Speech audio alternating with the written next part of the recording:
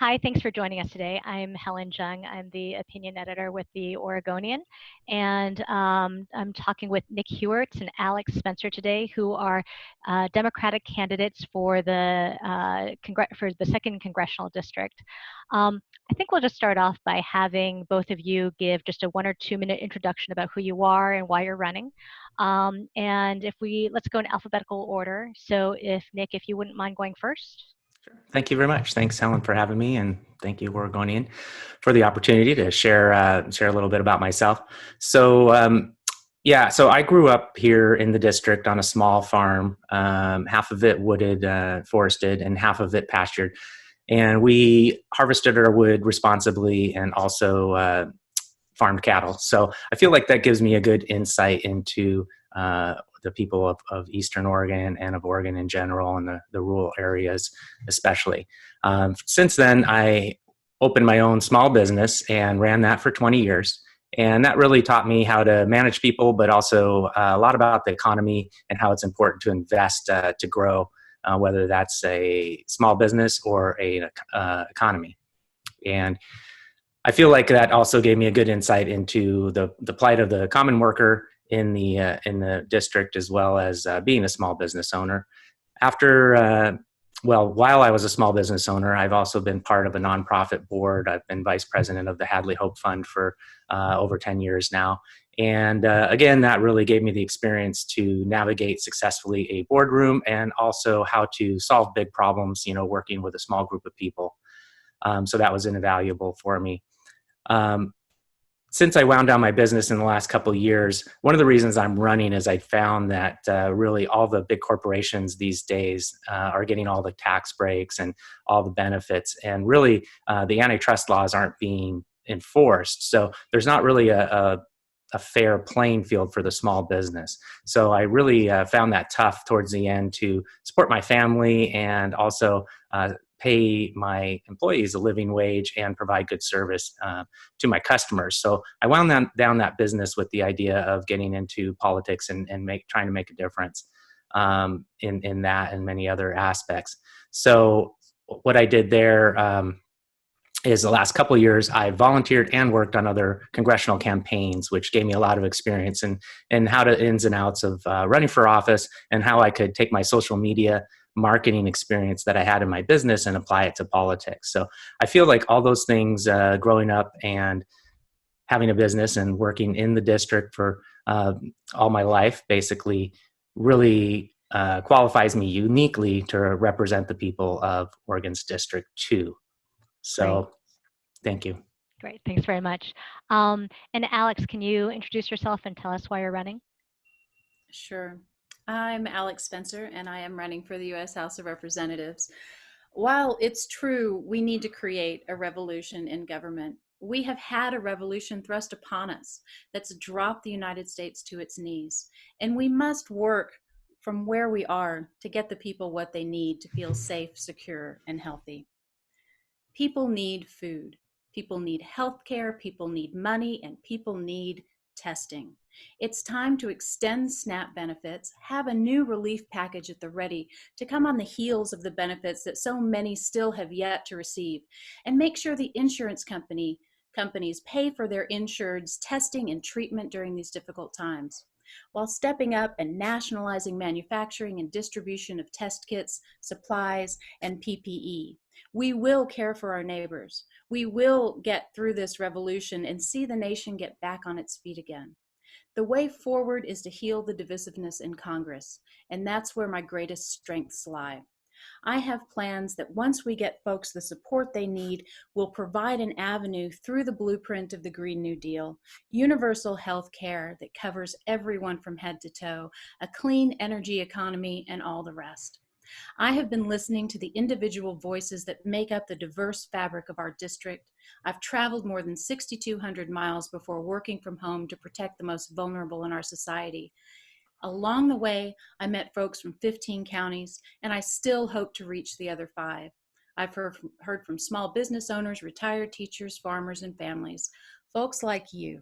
I have learned that our greatest need is to heal the divisiveness we all feel on a visceral level. My life has been learning about people, who they are as individuals, and what is important as a community. I have found that a strong sense of belonging is paramount to everyone's health, strength, and well-being. I'm ready to work to heal the divisiveness that plagues our beautiful Oregon and our nation. When we solve the problem of divisiveness, all of the others have a chance to be resolved. I will work to get the country and the government back on its feet again once we heal from the revolution that has been thrust upon us. I am ready to continue the hard work of communication that will bring everyone together and bring a new positive revolution to the U.S. government and get it working for the good of everyone. I'm Alex Spenser, and I will be your voice in Congress. Great, thank you very much. For questions, why don't we start? I'll just kind of alternate between the two of you. And so, Alex, if you wouldn't mind going first on this one. And it's basically, can a Democrat win this district? And if so, why are you the candidate to do this? Yes, a Democrat can win this district. The interesting thing about this district is that while Republicans do outnumber Democrats, the non-affiliated voters outnumber the Democrats as well. While traveling these 6,200 miles, I found people of everyone that I spoke to, save 3 people. One of them was someone I made an appointment with. These 3 people were Republicans. All the rest I met were Democrats, closet Democrats, some of them, and Democrats just the same. And so, yes, it is a very winnable district. And what we're going through now in our country, we absolutely have the opportunity to get the crossover votes because folks are tired of the divisiveness. They're tired of the separation and the way they can't step out and talk to their neighbors anymore. They can't talk to their uncles and aunts who are on the other side. It is time we come together as a nation and that we come together in Oregon. And that is what I bring. That is why I am poised to do this job. My background is as diverse as CD2. I'm every bit as comfortable in a boardroom as I am in a pizza parlor throwing a 25-inch pie. I can make a wonderful soup, and I can turn a phrase that kept me on the top of the Poets Circuit in New York City for 4 years. I know people, I understand community, and I know what it's like to start a grassroots movement and see it come to fruition in a beautiful, beautiful way. I know what it's like to expect 8 people to turn up, and so many show that one person can't count them all. It is an amazing opportunity that you have provided me here, and thank you so much. And this is just the most fun I've ever had and the very best job interview ever. And Nick, how about you? Do you think a Democrat can win this district? And if so, why are you the one to do it? Absolutely, they can. If not this time, next time around. I think it's about going out there and being bold with our policies and talking to regular people. Like Alex said, a lot of non-affiliated voters in this district. So it's going out and talking to people and motivating the electorate to come out in record numbers. And once we get in there, then we can make the systemic changes that we need. But I think if we go out and talk about the issues that matter to people, and again, I think my experience growing up here on a small farm and having a small business in the district, positions me to talk to people about the issues. As I talk to people in the district, I see, everybody obviously wants good health care for their family. They don't want people to go without health care or even die because they can't afford health care. So if we talk about that and we talk about investing in sustainable jobs, everybody wants to put food on the table and a roof over their head for their family. So if we talk about the issues that matter to people without the buzzwords and the personalities, I just find that people are very receptive and we really all want the same thing. One of the biggest issues, which is my number 3, one of my top 3 issues that I hear from people all across the district, Republicans, Independents, Democrats, all alike, is getting big money out of politics. So I think once we do that, then people can trust their government again. And I think if we talk about getting big money out of politics and we have a plan to do it, which I do, then people will be motivated to vote again. And that's what we need is a record voter turnout for a Democrat to win this district. Great, thank you. Let's see, and Nick, you'll be first on this question. Congress has passed 2 coronavirus relief packages that included money for increased unemployment insurance benefits, $1,200 checks for millions of families, and a low-interest loan program intended for small businesses. What other steps, if any, should Congress take to help Oregonians and others across the country get through the economic crisis? Yeah, good question. Thank you. From day one, I was pushing for a $2,000 a month payment to people directly. I think that is the best way to avoid the red tape and to get money into the hands of people who need it quickly. Unfortunately, just to be straight about it, the Republican lawmakers and the current administration have fought every step to get money to the average working person. Instead, they're trying to funnel money to their corporate interests. So it's been a battle. Luckily, in the second round, I think it was, we got the unemployment benefit, and that's good. That's at least something. But the red tape has just slowed down the process, so some people aren't getting that money quickly enough. That was something Democrats fought for, and Republicans did not want. The Republicans ended up wanting a $1,200 instant payment one time. The Democrats wanted something closer to a $1,500 payment for every family member, which, including children, would have ended up being about twice as much as the Republicans were wanting and ended up getting. So we got the unemployment. It's important to note that Democrats did get something. We got the unemployment benefits, but unfortunately we didn't get the reoccurring payments without the red tape. So that's something that I would push for. That's what I think we need to keep the economy going through this time. I'll also note that the small business loans, unfortunately, anything under 500 employees is considered a small business in our country. Being a small business owner, I know that there's companies that can make millions and still fall under that criteria. So we needed we need a new category for truly small businesses so we can get the money to the truly small businesses that need it. Unfortunately, again, the corporate interests have taken a lot of that money and not left a lot for the truly small businesses. So those are things that I would do is get money directly to the people without red tape, and then also make a new category for truly small businesses to make sure that they're getting the help that they need. And just to follow up to clarify, when you talk about the red tape in terms of getting unemployment benefits to people, are you talking on the federal end or on the state end? Well, I guess that ends up being on the state end. I mean, there's a process to get on unemployment, so the funds are there, but when we funnel it through an entity that's set up to get money to people in need, a certain percentage, a relatively small percentage, when unemployment is going up by huge numbers right now, those entities aren't set up to process that quickly. So money is getting out there, and it's not really the fault, I think, of the state, but it is just the fact that those entities aren't set up to get that money out to people as quickly as need be. Whereas if it was an instant payment, it just is a quick, easy thing that goes right out to everybody. Okay, thank you. Mm-hmm. Alex, should I repeat the question? I think I've got it. Okay. Pandemic relief and the economic crisis. Right. Excellent. What Congress should do. Right. What we need to do is provide those big 4 things. People are starving right now, today. We need food, money, healthcare, and testing. We have got to, in order to open the economy, we need to know who's sick and how, and make sure that those people are sequestering so that they don't get everyone else sick. And we need to really move forward. The only way to move forward is through testing. It's what's going on right now is we have farmers, food producers that are plowing under their fields of cabbages, of everything. There's a field, a farmer's field 50 miles from Mar-a-Lago in Florida, that they're plowing under their cabbages.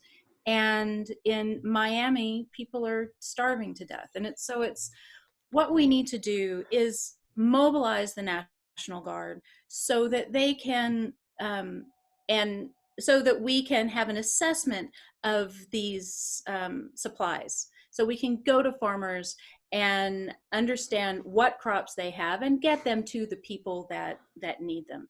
And it is something that they can do. They can mobilize on a dime. They're working hard to get hospitals up. They need more work. We can provide that for them.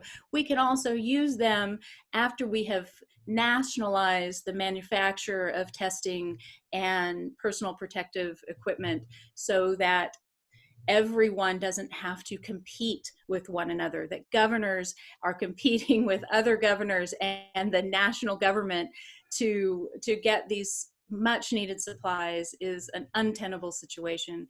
We really need a national effort that brings all of it together so that we understand what we need, get it to the places that we need it the most. And it's absolutely so very important to make sure that we do already have in place something to follow up this this package that just passed Congress, something that does have more money. And I believe Nick is right. We need to have it happen and on a regular basis, and make sure that people are getting taken care of. I think that will provide a very good basis for a universal basic income that we can just continue from there on, so that we know that our citizens are safe and secure and treated with the respect and dignity that they deserve. Great, thank you. Next question goes back to Alex. Nationally and in Oregon, many are increasingly pushing back against the stay-home order and calling for a reopening of businesses. Recently, Oregonians gathered in Redmond to protest the governor's order and challenge social distancing guidelines. What's your position on how to balance these economic and health interests? It's such a difficult problem. So I was asked in another interview what I would say to these people that call the virus a hoax, that would protest in a way that they're putting themselves and others in danger. People are dying. People are dying by the tens of thousands, and more are getting sick every day. And we don't know how many people are ill. And it is so very important that people stay home to stay safe and to keep others safe. So in Oregon, in Eastern Oregon, in Oregon altogether, I believe we have 784 ventilators available to the entire of Oregon. Most of those are going to be in the highly populated areas. So you're going to have quite a few in Portland, quite a few perhaps in Bend and in Ashland. I know for a fact there are exactly 2 in Hood River, and there are 2 in the Dalles. So this is an issue of making sure 100 people don't get that ill that they need to be in an ICU unit with a ventilator.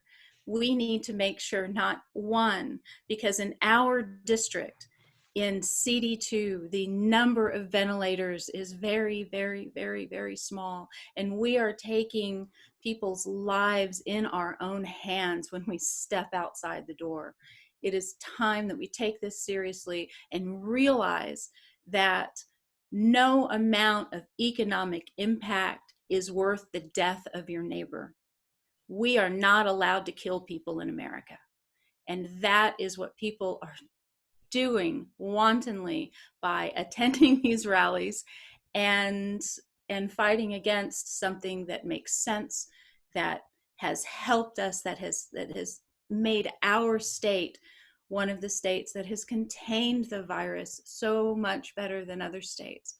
So, within this, I'm imploring people, please stay home, stay safe, stay secure, care for everybody, and know that there is support out there. There's a list of people that can help you on my website under pandemic support. So please, please take care of everybody. Great, thank you. Nick, do you want me to repeat the question? No, I got it. Thank you. Okay, great. Yeah, I would say, how do you put a price on human life is the first thing I would say. I think we have a moral obligation to look out for one another, especially in life-threatening situations. And it comes down to believing in science, and science tells us this is the safe thing to do.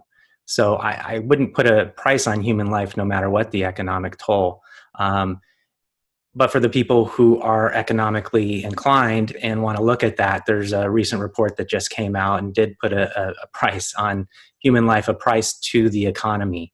And a lost life costs the economy a certain amount of dollars. And if you add that up and look at the reports that show how much we might lose to the economy by having it shut down, it's still a larger loss. So staying home not only is the moral right thing to do to save lives, but it also is the best economic choice for the United States, for any country really. So not only are we saving lives, but we're actually doing the best thing for the economy to stay home. That's what science shows us. That's what all the economic reports show us. On top of that, if we want to protest, we should be protesting for accurate stimulus, correct instant stimulus to help the economy going in the meantime. We have the ability to do that. That's what government is for, is these emergency situations. We're in a national emergency. So what we should be protesting for, in my opinion, from our homes and to keep each other safe, is correct instant payment stimulants paid to individuals to keep the economy going. And that'll not only keep the economy going now, but help it to recover once we get out of the pandemic. Great, thank you. Okay. We've kind of touched on this, but let me ask it of you, Nick. There continues to be a national shortage of coronavirus tests. Yet widespread testing is viewed as a key requirement for businesses to safely reopen. At the same time, there's this ongoing argument between the federal government and states about who shoulders the responsibility for securing these tests. What's your view of that responsibility, and what measures would you support on the federal level to help increase the supply of tests? Yeah, and what a ridiculous thing that we have our governments arguing with each other on whose responsibility is. It's all of our responsibility, every level of government and citizens, to put pressure on to get the proper testing. Unfortunately, again, the national government has dropped the ball. They would be the first people responsible. If they drop the ball, then it's up to everybody else to try to fill the gap. But the current administration got rid of everything that the administration before them put in place to take care of pandemics. So they got rid of the funding, they got rid of the experts. So we were caught unprepared, and it's really inexcusable. And it is absolutely the national government's responsibility to get testing and get it going. I have no idea why they wouldn't have that be number one top priority when it can save lives. And it's what science tells us is needed.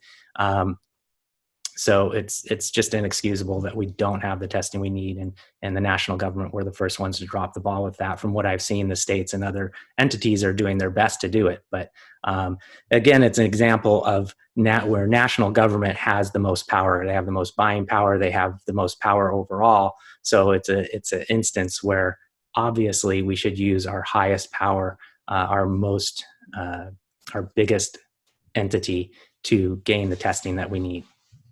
Thanks. Great. And Alex, do you want me to repeat the question? I think I've got it. Okay. Yes. What we need is coordination on a national level when it comes to manufacturing tests, test kits, the ability to do the lab work and everything associated with it. We also need to make sure that it is free for everyone to get those tests. And to get treatment if their test is positive. We have to take care of the people. And we need to remember that government is there for a reason. National government is there for a reason. And in America in crisis is where it needs to be showing itself, where it needs to step up and really do the hard work that it takes to govern people and to understand that everyone deserves care. By simply standing in America, you deserve to be cared for. And the limits that are being placed on families, the limits that are being placed on our those who have migrated to this country, it is time that we open up our hearts and look at this as the humanitarian issue that it is. The coronavirus has come to us as a revolution, and we need to meet it head on, and it needs to be on a national level. The governors need to be able to look to the national government as the point of light that will bring everyone together, which means we need to elect Joe Biden, please. Great, thank you. And Alex, you're first on this one. The second congressional district, as you know, is a massive swath of Oregon. There are pockets of prosperity and pockets of poverty. You have urban areas and rural areas, and a pretty wide range of beliefs from, extending from Ashland up to Ontario. What are, I guess, what is your strategy, or what strategies would you employ in ensuring that the economic prosperity that some areas in your district are seeing extend to many of the other areas that have been left out? Very nice. Well, first I would go to infrastructure, of course, looking at broadband internet and ensuring that our roads and bridges are passable. And then I'd look to a plan of developing a high-speed rail system. For the past 3 years, I've been working on this plan. I have people on the city council in Klamath Falls that are backing me. I worked back in 1996 with Bombardier back in New York, and they are a rail car company, and they were instrumental in bringing the Northeast Corridor high-speed elevated rail. And I've also done research to see that Japan has built a rail system that can withstand a 9.0 seismic event. So what my proposal is to bring elevated high-speed rail from Klamath Falls to Ashland, from Bend to Eugene, from the Dalles to Portland, and extend the commuter line that used to connect Pendleton with LeGrand, and that can happen tomorrow. That is a government subsidy issue that just needs to happen, because getting stuck in Pendleton because you can't get over the hill to get to LeGrand to your job because of the ice and snow is a real problem. And we need to subsidize that right away and make it so that folks can afford to take that rail system from point A to point B. So what would happen in this the elevated high-speed rail we would be connecting not only the east to the goods and services and opportunities of the west, we would also be providing a relief valve in case of a large seismic event of the Cascadia subduction zone, which everyone is afraid of. So we could actually save so many folks by allowing them to come to the east when such a seismic event happens. I would also extend that rail system to meet further east into Lakeview, into Harney County, so that we are truly a connected society of individuals here in Oregon.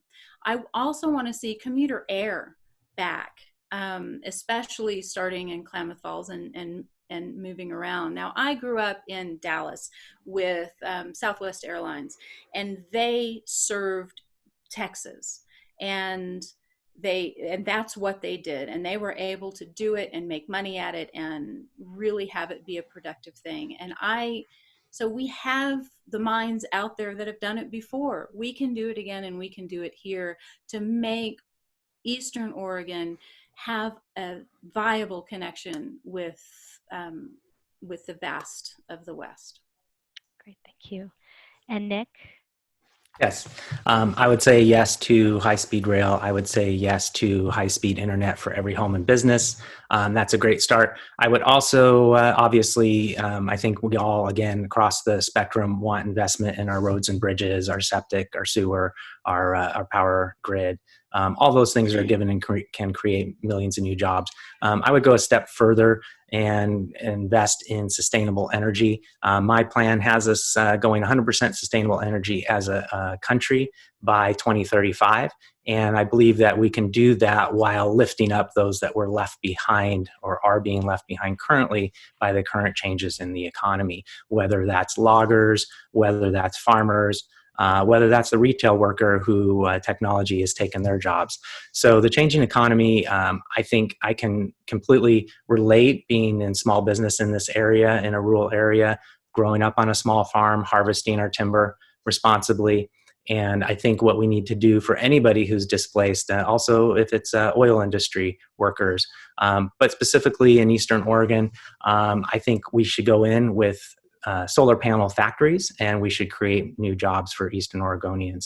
And the people who have been displaced by the new technology or left behind by it should get first dibs at those jobs. They should get free training, and they should get first dibs at those jobs so that nobody's left behind. That's an important part to taking care of the district, is making sure that nobody's left behind, no matter who they are and where they live in the district. Okay. And Nick, I asked both of you at the beginning whether a Democrat could win this district, and both of you, to a certain degree, emphasized the importance of voter turnout and getting people to come out, and the size of the non-affiliated voter population. But how would you, or would you, seek to, bring Trump voters on board with you? I mean, this district was overwhelmingly pro-Trump in 2016.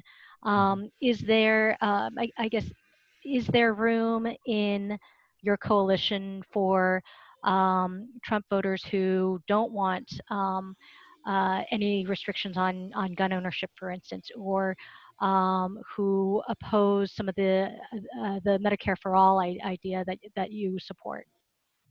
Yeah, absolutely. There's room. I think we have to unite. We have to unite as many people as possible into our movement. And so what that means is, sure, it's some disenfranchised Trump voters. And I think for every voter, it's really up to them. It's not really up to me. It's up to the voter. I think for every voter, it's important for them to take things as a whole. It's important for them to look at all the policies. And we may not agree on everything, and that's fine. And that's going to be true even with Democrats. We don't agree on every issue, and that's fine. We don't have to. What I'm asking voters to do is look at the totality of the projects that I am proposing. And I think if we are bold and honest and talk about things like infrastructure investment, healthcare for your family, getting big money out of politics, I think that we can unite a coalition of non-voters, some disenfranchised Trump voters, Democrats, progressives, independents, Green Party, whatever you're affiliated with government-wise, come join our group to unite and move the country forward. I'm for progress, and I feel like a lot of people are, and it doesn't matter who you voted for in the past. Great, thank you. Mm-hmm. And Alex, how about you? I guess how broad would your coalition be, or how would you find common ground with people who are diehard Trump supporters? Well, I find common ground all of the time with people who are diehard Trump supporters. I am just left of center. If you look at my sign, that's purple. And as I've been talking to Nick, or listening to Nick, I've been watching my little flag here in the corner, and I think that there's a balance of the red and blue for a reason. We are supposed to be able to hold more than one idea at a time, and that's what America is founded on. Throughout my outreach through this campaign, I have joined Facebook groups for Republicans and Democrats, and I am well whelmed by the generosity and kindness that I'm just feeling from everyone. Uh, I just brought on someone new to my campaign. I have a new treasurer, and she happens to be a Republican. And while we do have places where we have interesting, stimulating conversation, there is also the nuance of, yes, Alex, you are doing the hard work and you understand what everyone is going through, and of course I'm supporting you. So it's really an interesting situation that we're in, because my platform is all about healing that divisiveness. While everything is important, while creating through the Green New Deal, through that blueprint, an inclusive CCC that can bring our clean energy economy to light, that can build the solar panels uh, that can run the rail system, that we have, you know, these wonderful opportunities to talk to farmers and allow them to embrace a technology that could lessen the burden on the water table, for example, so that they could put some of their acreage into community wind farms and gain revenue that way, so that that too releases the pressure on the water table. I think that it's incredibly important that we are open and that we talk to everyone about everything. I really do feel like we tore at the fabric of America when we stopped talking with respect about religion and politics across the dinner table. And then when we started agreeing to disagree, you know, I am a student of improv, and you never say no. No ends the conversation. And that's what that does. When we agree to disagree, we stop speaking to each other. And it is time that we open up, do the hard work of communication, and really be able to be with each other again. And that those thoughts, as well as my gun plan, are really resonating with the Republicans that I'm talking to. Great, thank you. And Alex, are there any other priorities you want to be sure to talk about that we haven't mentioned already?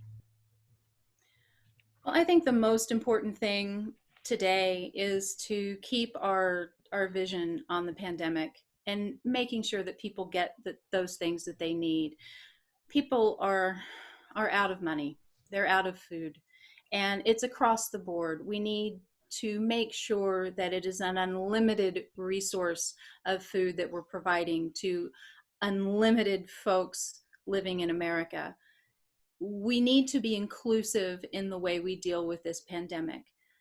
Denying people health care because they are immigrants will only serve to kill more people.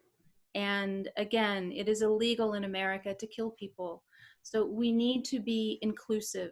We need to open ourselves, open our hearts, and really create a national response that embraces everyone and coordinates the things that we need to coordinate. Great, thank you. And Nick, any other priorities you wanted to be sure to mention?